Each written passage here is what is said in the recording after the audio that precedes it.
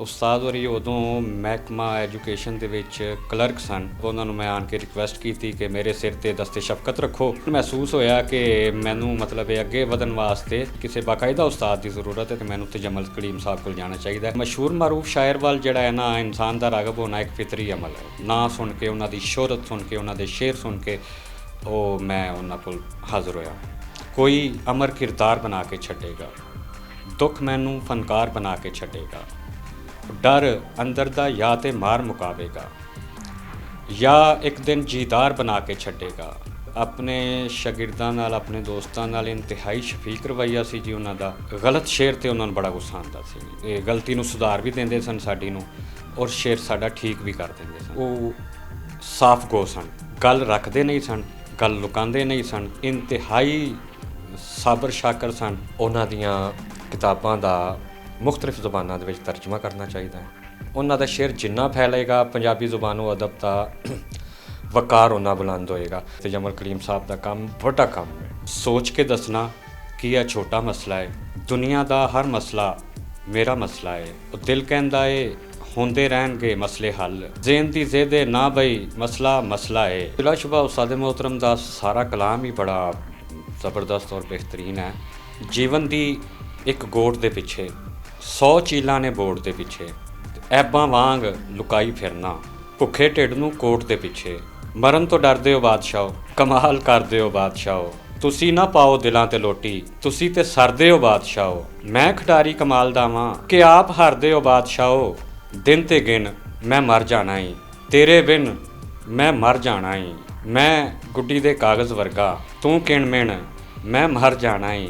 ਚੋਰਾਂ ਦਾ ਦੁੱਖ ਆਪਣੀ ਥਾਂ ਏ, ਬਹੁਤਾ ਪਹਿਰੇਦਾਰ ਦਾ ਦੁੱਖ ਏ। ਉਹਨੂੰ ਸੁੱਕਾ ਰੁੱਖ ਹੀ ਸਮਝੋ, ਜਿਹਨੂੰ ਵਿਛੜੇ ਯਾਰ ਦਾ ਦੁੱਖ ਏ।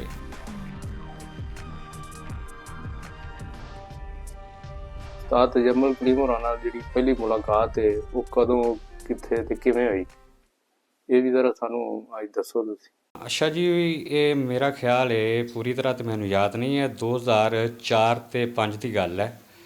ਉਸਤਾਦ ਹੋਰੀ ਉਦੋਂ ਮਹਿਕਮਾ ਐਜੂਕੇਸ਼ਨ ਦੇ ਵਿੱਚ ਕਲਰਕ ਸਨ ਅਤੇ ਸ਼ਾਇਦ ਉਹਨਾਂ ਦਾ ਆਫਿਸ ਉਦੋਂ ਸੀ ਇੱਧਰ ਚੁੰਗੀ ਸਟਾਪ ਚੂਣੀਆਂ 'ਤੇ। ਅਤੇ ਮੈਂ ਉਦੋਂ ਉਹਨਾਂ ਕੋਲ ਹਾਜ਼ਰ ਹੋਇਆ ਸਾਂ ਪਹਿਲੀ ਦਫਾ।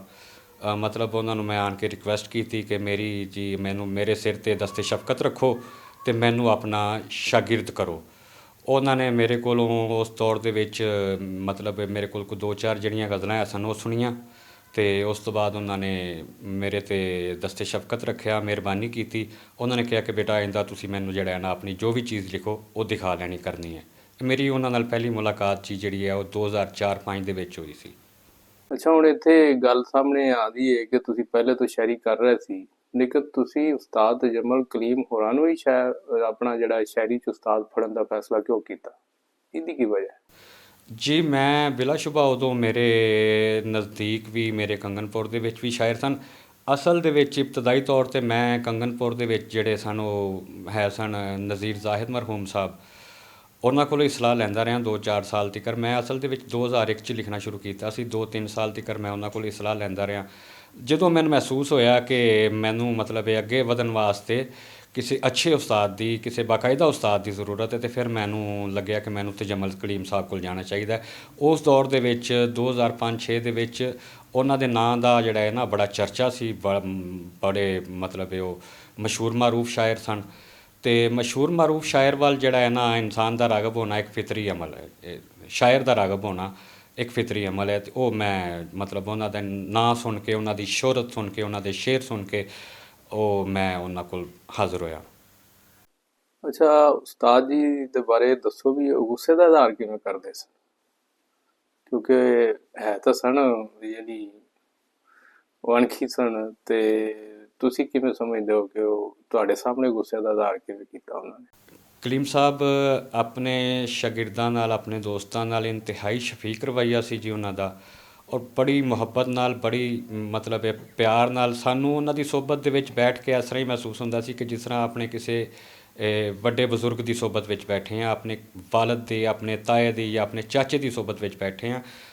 ਇੰਤਹਾਈ ਸ਼ਫੀਕ ਰਵੱਈਆ ਸੀ ਜੀ ਉਹਨਾਂ ਦਾ, ਬੜਾ ਮੁਹੱਬਤ ਭਰਿਆ ਰਵੱਈਆ ਸੀ, ਬੜੇ ਮਿਲਨਸਾਰ ਸਨ, ਖੁਸ਼ ਮਿਜ਼ਾਜ ਸਨ ਮਾਸ਼ਾਅੱਲਾ। ਗਲਤ ਗੱਲ 'ਤੇ ਗਲਤ ਸ਼ੇਰ 'ਤੇ ਉਹਨਾਂ ਨੂੰ ਬੜਾ ਗੁੱਸਾ ਆਉਂਦਾ ਸੀ ਜੀ। ਗਲਤ ਸ਼ੇਰ 'ਤੇ ਉਹ ਮਤਲਬ ਇਹ ਨਰਮ ਅਲਫਾਜ਼ ਦੇ ਵਿੱਚ ਡਾਂਟ ਵੀ ਦਿੰਦੇ ਸਨ, ਅਤੇ ਉਸ ਤੋਂ ਬਾਅਦ ਉਹ ਬੜੀ ਮੁਹੱਬਤ ਨਾਲ ਉਹਦੀ ਮਤਲਬ ਇਹ ਗਲਤੀ ਨੂੰ ਸੁਧਾਰ ਵੀ ਦਿੰਦੇ ਸਨ ਸਾਡੀ ਨੂੰ, ਔਰ ਸ਼ੇਰ ਸਾਡਾ ਠੀਕ ਵੀ ਕਰ ਦਿੰਦੇ ਸਨ। ਅੱਛਾ, ਹੁਣ ਇੱਥੇ ਅਸੀਂ ਤੁਹਾਨੂੰ ਪੁੱਛੀਏ ਵੀ ਉਸਤਾਦ ਤਜਮਲ ਕਲੀਮ ਦੀਆਂ ਕੋਈ 3 ਖੂਬੀਆਂ ਜਿਹੜੀਆਂ ਤੁਸੀਂ ਆਬਜ਼ਰਵ ਕੀਤੀਆਂ ਹੋਣ, ਉਹ ਸਾਨੂੰ ਦੱਸੋ ਤੇ ਉਹ ਕੀ ਹੋਣਗੀਆਂ? ਗਿਲਾਨੀ ਸਾਹਿਬ, ਸਭ ਤੋਂ ਪਹਿਲੀ ਖੂਬੀ ਉਸਤਾਦ ਮੁਹਤਰਮ ਦੀ ਇਹ ਸੀ ਕਿ ਉਹ ਸਾਫ਼ ਗੋ ਸਨ, ਗੱਲ ਰੱਖਦੇ ਨਹੀਂ ਸਨ, ਗੱਲ ਲੁਕਾਉਂਦੇ ਨਹੀਂ ਸਨ। ਜਿਹੜੀ ਗੱਲ ਜਿਸ ਤਰ੍ਹਾਂ ਹੁੰਦੀ ਸੀ ਸਿੱਧੀ ਅਤੇ ਸਾਫ਼ ਸਿੱਧੇ ਤਰੀਕੇ ਨਾਲ ਜਿਹੜੀ ਇਹਨਾਂ ਬਿਆਨ ਫਰਮਾ ਦਿੰਦੇ ਸਨ। ਦੂਸਰੀ ਖੂਬੀ ਉਹਨਾਂ ਦੀ ਇਹ ਸੀ ਕਿ ਇੰਤਹਾਈ ਸਾਬਰ ਸ਼ਾਕਰ ਸਨ, ਮਾਲਕ ਦਾ ਸ਼ੁਕਰ ਕਰਨ ਵਾਲੇ, ਸਬਰ ਕਰਨ ਵਾਲੇ ਸਨ। ਮੈਂ ਯਕੀਨ ਮੰਨੋ, ਜਦੋਂ ਉਹਨਾਂ ਨੂੰ ਬਿਮਾਰੀ ਦੀ ਹਾਲਤ ਵਿੱਚ ਆਖਰੀ ਦਿਨਾਂ ਵਿੱਚ ਵੇਖਿਆ ਹੈ ਨਾ, ਕੋਈ ਹੋਰ ਬੰਦਾ ਹੁੰਦਾ ਤੇ ਯਕੀਨ ਕਰੋ ਉਹ ਸ਼ਾਇਦ ਹੁੰਦਾ ਉਹ ਹਿਸਾਬ ਨਾ ਹੁੰਦਾ। ਅਸੀਂ ਉਸਤਾਦ ਹੋਰਾਂ ਕੋਲ ਆਉਂਦੇ ਸਾਂ ਅਤੇ ਪੁੱਛਦੇ ਸਨ ਉਸਤਾਦ ਹੋਰਾਂ ਦਾ ਸੂਰਤ ਹਾਲ, ਹਾਲਾਂਕਿ ਸਾਡੇ ਸਾਹਮਣੇ ਹੁੰਦੀ ਸੀ ਕਿ ਇੰਤਹਾਈ ਖ਼ਰਾਬ ਹੈ, ਲੇਕਿਨ ਇਸ ਦੇ ਬਾਵਜੂਦ ਕਹਿੰਦੇ ਸਨ ਮਾਲਕ ਦਾ ਸ਼ੁਕਰ ਹੈ, ਸ਼ੁਕਰ ਹੈ ਮਾਲਕ ਦਾ, ਮੈਂ ਬਿਹਤਰੀਨ, ਮੈਂ ਠੀਕ ਠਾਕ, ਮੈਂ ਸ਼ੁਕਰ ਹੈ ਮਾਲਕ ਦਾ। ਦੂਸਰੀ ਔਰ ਤੀਸਰੀ ਖੂਬੀ ਉਹਨਾਂ ਦੀ ਇਹ ਸੀ ਕਿ ਉਹ ਬੜੀ ਮੁਹੱਬਤ ਵਾਲੇ ਸਨ, ਮਿਲਨਸਾਰ ਸਨ। ਜਿਵੇਂ ਕਿ ਤੁਸੀਂ ਕਿਹਾ, ਸਾਨੂੰ ਦੱਸਿਆ ਹੈ ਵੀ ਉਸਤਾਦ ਤਜਮਲ ਕਲੀਮ ਹੋਰਾਂ ਨੇ ਬੜਾ ਪੰਜਾਬੀ ਸ਼ਾਇਰੀ ਦੇ ਵਿੱਚ ਬੜਾ ਭਰਵਾਂ ਕੰਮ ਕਰਤਾ ਹੈ, ਜਿਹੜਾ ਕਿ ਕਈ ਲੋਕ, ਕਈ ਅਦਾਰੇ ਮਿਲ ਕੇ ਨਹੀਂ ਕਰ ਸਕੇ। ਤੇ ਹੁਣ ਉਹਨਾਂ ਦੇ ਜਾਣ ਤੋਂ ਬਾਅਦ ਜਿਹੜੀ ਅਸਲ ਕਰਨ ਦੀ ਜਿਹੜੀ ਗੱਲ ਹੈ ਵੀ ਉਹਨਾਂ ਦੀ ਫਿਕਰ ਤੇ ਉਹਨਾਂ ਦੇ ਫਨ ਨੂੰ ਵਧਾਉਣ ਵਾਸਤੇ ਸਾਨੂੰ ਕੀ ਕਰਨਾ ਚਾਹੀਦਾ ਹੈ? ਜਿਹੜੇ ਵੀ ਉਹਨਾਂ ਦੇ ਮੁਤਲਕੀਨ ਨੇ ਜਾਂ ਬਾਕੀ ਅਦਾਰੇ ਨੇ, ਉਹਨਾਂ ਵਾਸਤੇ ਕੋਈ ਤਜਵੀਜ਼ ਹੈ ਨੇ ਤੁਹਾਡੇ ਕੋਲ? ਸਾਨੂੰ ਉਸਤਾਦ ਮੁਹਤਰਮ ਤਜਮਲ ਕਲੀਮ ਸਾਹਿਬ ਦੀ ਸ਼ੇਰੀ ਫਿਕਰ ਨੂੰ ਅੱਗੇ ਵਧਾਉਣ ਵਾਸਤੇ ਉਹਨਾਂ ਦੀਆਂ ਕਿਤਾਬਾਂ ਦਾ ਮੁਖਤਲਿਫ ਜ਼ੁਬਾਨਾਂ ਦੇ ਵਿੱਚ ਤਰਜਮਾ ਕਰਨਾ ਚਾਹੀਦਾ ਹੈ। ਉਹਨਾਂ ਦਾ ਜਿਹੜਾ ਅਣਛਪਿਆ ਕਲਾਮ ਹੈ ਉਹ ਇਕੱਠਾ ਕਰਕੇ ਵੀ ਛਾਪਣਾ ਚਾਹੀਦਾ ਹੈ। ਉਹਨਾਂ ਦੀ ਸ਼ੇਰੀ ਫਿਕਰ ਨੂੰ ਫੈਲਾਣਾ ਕਾਰੇ ਸਵਾਬ ਸਮਝਣਾ ਚਾਹੀਦਾ ਹੈ, ਔਰ ਉਹਨਾਂ ਦਾ ਸ਼ੇਰ ਜਿੰਨਾ ਫੈਲੇਗਾ ਪੰਜਾਬੀ ਜ਼ੁਬਾਨ ਅਦਬ ਦਾ ਵਕਾਰ ਉਹਨਾਂ ਬੁਲੰਦ ਹੋਏਗਾ। ਸਾਡੇ ਜਿੰਨੇ ਸਰਕਾਰੀ ਗੈਰ ਸਰਕਾਰੀ ਜਿਹੜੇ ਇਦਾਰੇ ਨੇ ਪੰਜਾਬੀ ਜ਼ੁਬਾਨ ਅਦਬ ਦਾ ਜਿਹੜਾ ਕੰਮ ਕਰ ਰਹੇ ਨੇ, ਉਹਨਾਂ ਨੂੰ ਚਾਹੀਦਾ ਹੈ ਕਿ ਉਹਨਾਂ ਦੀਆਂ ਸਾਰੀਆਂ ਕਿਤਾਬਾਂ ਇਕੱਠੀਆਂ ਕਰਕੇ ਕੁਲੀਆਤ ਦੀ ਸ਼ਕਲ ਵਿੱਚ ਇੱਕ ਕਿਤਾਬ, ਵੱਡੀ ਕਿਤਾਬ ਛਾਪੀ ਜਾਏ, ਔਰ ਉਸ ਤੋਂ ਬਾਅਦ ਜਿਹੜਾ ਅਣਛਪਿਆ ਕਲਾਮ ਹੈ ਉਹਨਾਂ ਦਾ ਉਹ ਇਕੱਠਾ ਕੀਤਾ ਜਾਵੇ, ਉਹਨੂੰ ਵੀ ਛਾਪਿਆ ਜਾਵੇ, ਔਰ ਉਹਨਾਂ ਦੀਆਂ ਮੁਖਤਲਿਫ ਮਕਾਮਾਤ 'ਤੇ ਯਾਦਗਾਰਾਂ ਬਣਾਈਆਂ ਜਾਣ, ਉਹਨਾਂ ਦੇ ਨਾਂ 'ਤੇ ਸਕੂਲਾਂ ਦੇ ਨਾਂ ਰੱਖੇ ਜਾਣ। ਬਿਲਾਸ਼ੁਬਾ ਉਹਨਾਂ ਦਾ ਜਿਹੜਾ ਇਹ ਕੰਮ ਹੈ, ਤਜਮਲ ਕਲੀਮ ਸਾਹਿਬ ਦਾ ਕੰਮ ਵੱਡਾ ਕੰਮ ਹੈ। ਅੱਜ ਇਤਫਾਕ ਨਾਲ ਤੁਸੀਂ ਸਾਡੇ ਕੋਲ ਹੋ ਜਨਾਬ, ਤੇ ਤੁਸੀਂ ਬੜੇ ਬਾਕਮਾਲ ਸ਼ਾਇਰ ਹੋ, ਤੇ ਸਾਡੇ ਸੁਣਨ ਵਾਲਿਆਂ ਨੂੰ ਕੋਈ ਹੋਰ ਆਪਣਾ ਕਲਾਮ ਜਿਹੜਾ ਹੈ ਉਹ ਅਤਾ ਕਰੋ, ਪੇਸ਼ ਕਰੋ, ਤਾਂ ਕਿ ਉਹ ਵੀ ਮਜ਼ਾ ਲੈਣ ਕਿ ਜਨਾਬ ਤੁਹਾਡਾ ਕਲਾਮ ਕਿੰਨਾ ਪੁਰਅਸਰ ਹੈ। ਜੀ ਗਿਲਾਨੀ ਸਾਹਿਬ, ਮੇਰੇ ਕੁਝ ਅਸ਼ਾਰ ਨੇ ਕਿ ਸੋਚ ਕੇ ਦੱਸਣਾ ਕੀ ਇਹ ਛੋਟਾ ਮਸਲਾ ਹੈ, ਦੁਨੀਆ ਦਾ ਹਰ ਮਸਲਾ ਮੇਰਾ ਮਸਲਾ ਹੈ।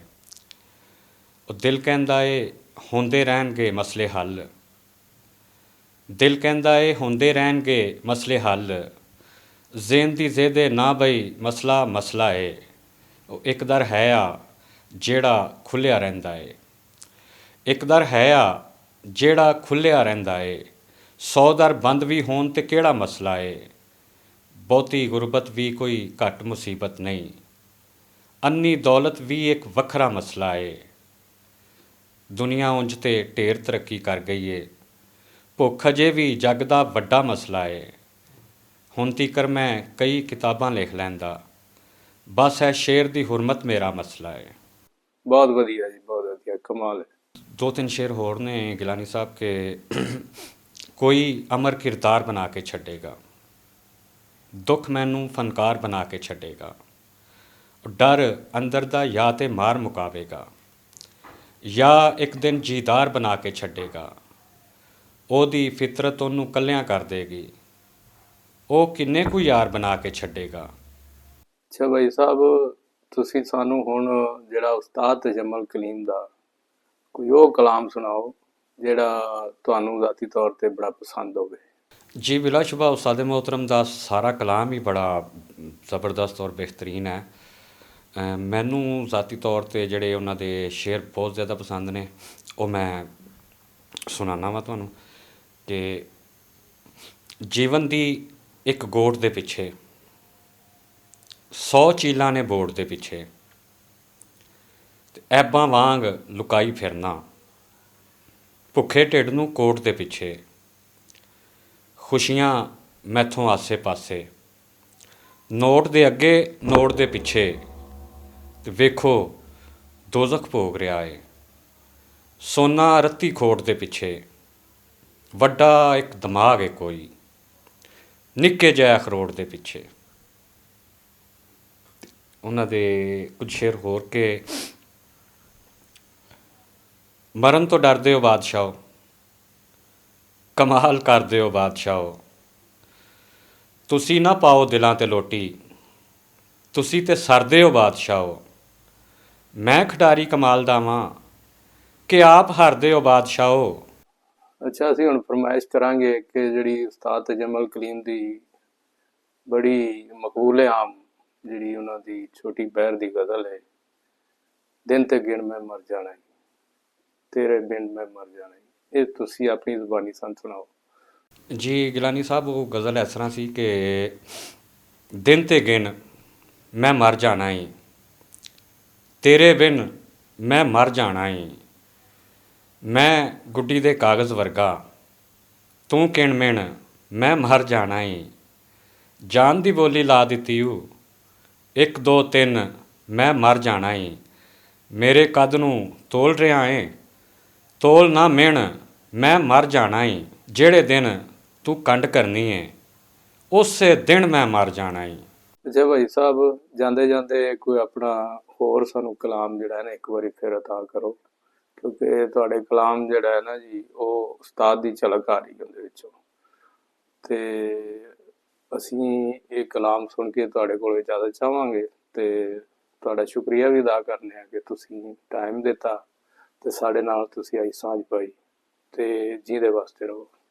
ਕੋਠੀ ਦਾ ਨਾ ਕਾਰ ਦਾ ਦੁੱਖ ਏ, ਮੇਰਾ ਦੁੱਖ ਸੰਸਾਰ ਦਾ ਦੁੱਖ ਏ, ਖੰਜਰ ਜਾਂ ਤਲਵਾਰ ਦਾ ਦੁੱਖ ਨਹੀਂ, ਜਿੰਨਾ ਜਿਬ ਦੇ ਵਾਰ ਦਾ ਦੁੱਖ ਏ, ਆਪਣੇ ਦੁੱਖ ਦਾ ਦਾਰੂ ਲੱਭੇ, ਜਿਹਨੂੰ ਮੇਰੇ ਭਾਰ ਦਾ ਦੁੱਖ ਏ, ਚੋਰਾਂ ਦਾ ਦੁੱਖ ਆਪਣੀ ਥਾਂ ਏ, ਬਹੁਤਾ ਪਹਿਰੇਦਾਰ ਦਾ ਦੁੱਖ ਏ, ਉਹਨੂੰ ਸੁੱਕਾ ਰੁੱਖ ਹੀ ਸਮਝੋ, ਜਿਹਨੂੰ ਵਿਛੜੇ ਯਾਰ ਦਾ ਦੁੱਖ ਏ।